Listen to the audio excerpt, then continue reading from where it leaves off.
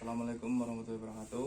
Perkenalkan, saya Damas Wangga, tim KKN Petani UGM 2021 Mandalika, subunit Petak 1. Di sini saya akan menjawab pertanyaan untuk responsi KKN akhir. Pertanyaan nomor 1. Yang pertama, jelaskan aspek utama yang Anda jumpai di masyarakat Mertak atau Sukadana yang bisa menjadi modal utama untuk meningkatkan kesejahteraan. Yang saya temui di Desa Mertak, karena saya di Desa Mertak, aspek utama yang dapat meningkatkan kesejahteraan masyarakat yaitu aspek keindahan alam di sana, karena itu aspek yang dapat meningkatkan kesejahteraan masyarakat dilihat dari pariwisatanya di sana. Itu jika masyarakat mengelola keindahan alam itu dapat meningkatkan kesejahteraan, karena di sana banyak banget potensi seperti pantai-pantai, pantai Dondon, pantai Awang, pantai Batu Berang dan lain-lain. Itu merupakan potensi utama.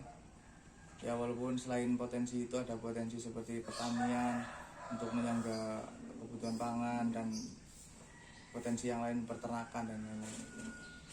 Terus Lalu untuk kendala umum yang masih dijumpai masyarakat Mertak atau Sukadana untuk bisa lebih sejahtera melalui program tema terkait kepariwisataan. kendala umum apa?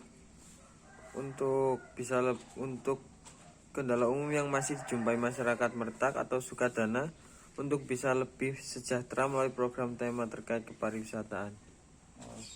Kendala umum untuk terkait program kepariwisataan yaitu menurut saya masyarakat yang kurang berfokus, karena saya lihat masyarakat kurang berfokus dalam segi kepariwisataan itu sendiri. Maka dari itu banyak program dari kami seperti penyiapan infrastruktur untuk pariwisata, pembuatan homestay dan promosi, karena segi-segi aspek itu yang belum maksimal atau yang masih menjadi kendala untuk hal tersebut, seperti tadi itu infrastruktur, homestay, promosi untuk pariwisataannya gitu.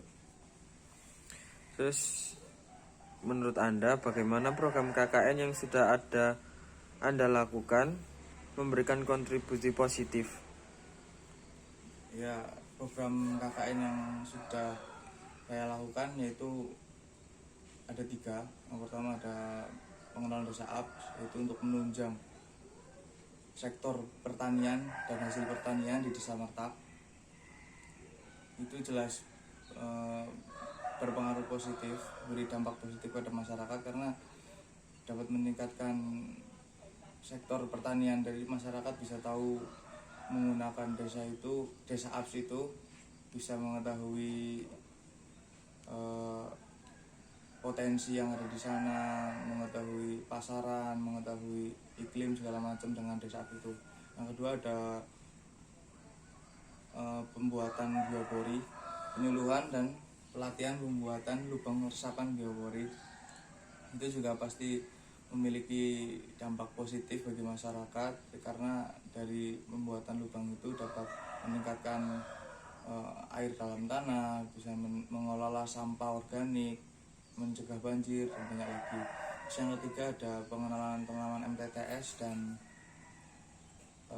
distribusi bibit. Dari situ saya mengenalkan tanaman yang memiliki banyak fungsi dan juga pendistribusian bibit sebanyak 400 bibit.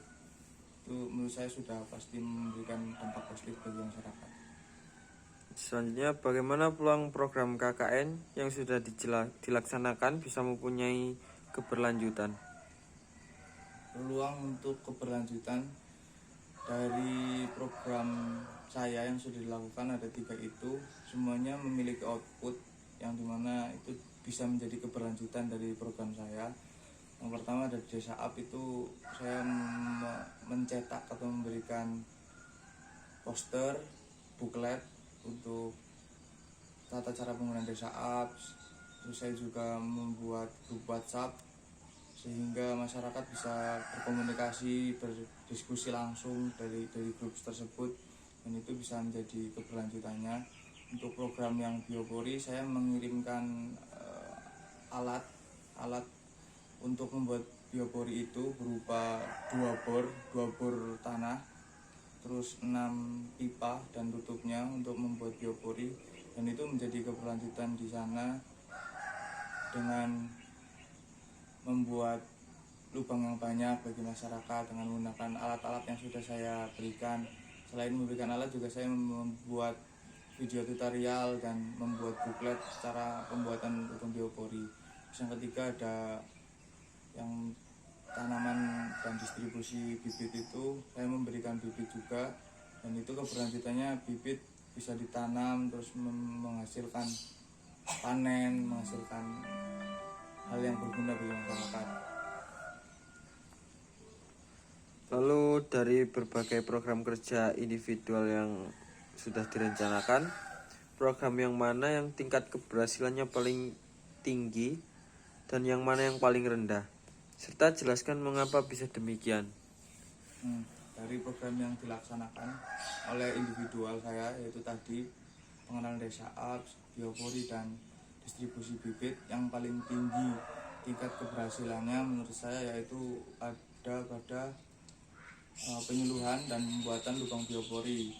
Kenapa? Karena dari situ saya sudah mengirimkan alat yang itu dibutuhkan langsung oleh masyarakat, sehingga masyarakat dapat praktek langsung.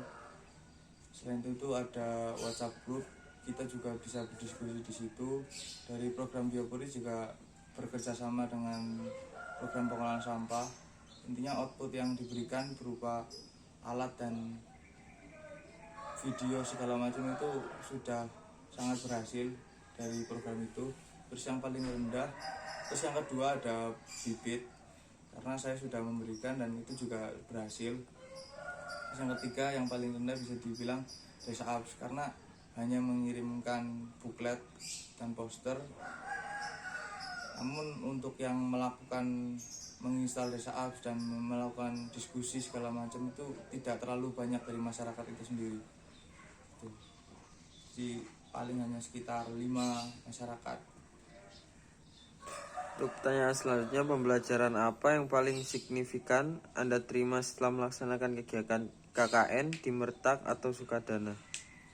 Pembelajaran yang paling signifikan yang saya terima setelah melaksanakan KKN di Desa Mertak dan Sukadana ini yaitu saya merasa bahwa KKN ini sangat penting untuk dilakukan, karena dari situ pertama kita harus mengetahui permasalahan yang ada di masyarakat, terus kita belajar berkomunikasi, kita belajar berdinamika bersama masyarakat, mengetahui keluh kesah, dan kita juga mencarikan solusinya. Dan setelah mencari solusinya itu juga tidak mudah untuk melakukannya, apalagi dengan era pandemi seperti ini yang terhalang kita tidak bisa ke sana. Maka kita harus memaksimalkan apa yang harus kita berikan untuk KKN ini. Ya, intinya KKN ini penting dan saya bisa belajar berkomunikasi dengan masyarakat, berdinamika, meminta tolong dan lain-lain seperti itu. Walaupun pada akhirnya di grup hanya lewat grup WhatsApp atau segala macam itu banyak masyarakat yang kurang aktif, tapi kita juga bisa mencari cara untuk menyelesaikan hal tersebut. Terus kebanyakan masyarakat itu menggunakan bahasa daerah waktu berdiskusi di grup. Nah itu kan juga merupakan kendala, cuman itu juga suatu kebaikan karena grupnya jadi ramai gitu. Pokoknya banyak pelajaran yang bisa diambil, tapi intinya kain itu penting. Udah, terima kasih. Mungkin itu saja yang bisa saya sampaikan dan bisa saya jawab dari pertanyaan-pertanyaan untuk responsi kali ini. Terima kasih. Wassalamualaikum warahmatullahi wabarakatuh.